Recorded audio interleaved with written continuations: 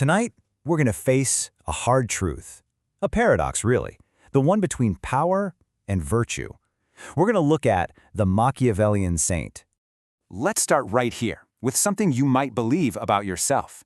You think that your inability to say no, your constant need to be agreeable, is a sign of your goodness. But you need to understand something. The world doesn't see it that way. It sees an open invitation to walk all over you. And that gets right to the heart of the problem. What we so often call kindness isn't kindness at all.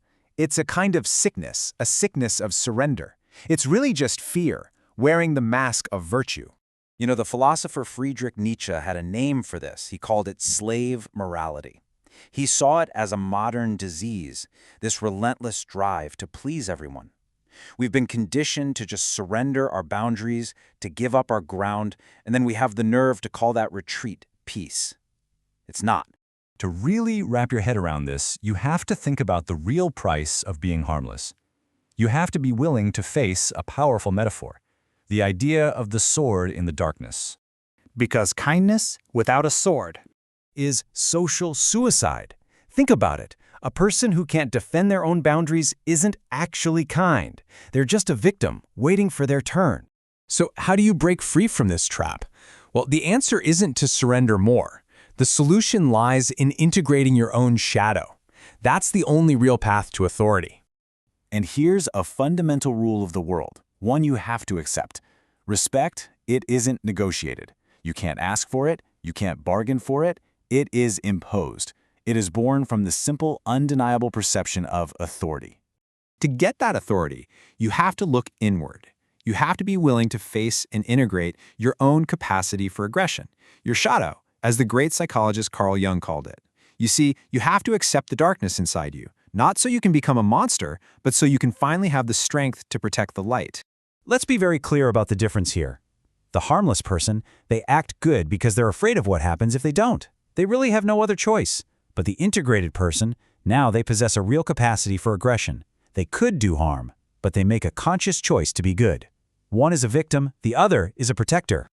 This path, it demands a kind of brutal realism, a philosophy for dealing with the world as it is, not how we wish it would be. This is the realist rule, and our guide here is the ghost of Machiavelli. Machiavelli stripped away every illusion. He understood that to survive in this world, to protect the things you care about, you cannot simply be a lamb among wolves. To do that is to volunteer to be eaten. His philosophy is brutally simple. First, you must have cunning. You have to see the game board, understand what truly drives other people. And second, you must possess strength, the real capacity to act, and to act decisively. The goal here isn't to conquer the world. It's to be able to rule your own domain, to protect your own sovereignty. So what happens when you bring these two sides together? When you integrate that capacity for aggression with a genuine will for good, a new kind of person emerges, the dangerous saint. And this is the bedrock of a new, more powerful morality. This is the single most important idea we've talked about.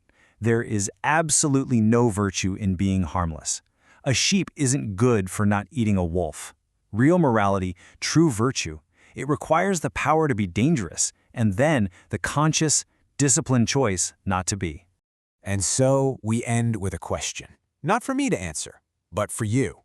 Do you have the strength, the courage to integrate your shadow and become truly virtuous?